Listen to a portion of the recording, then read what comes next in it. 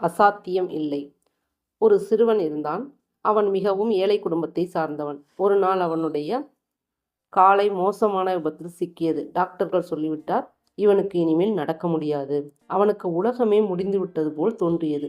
ஆனால் அவன் மனதில் ஒரே எண்ணம், நான் நடக்க வேண்டும், ஓடிக்காட்ட வேண்டும்.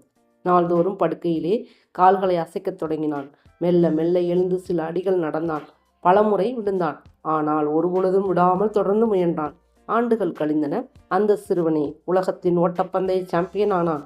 அவன்தான் டாக்டர் கிளைன் கனிங்காம், உலக சாதனை படைத்த வீரர்.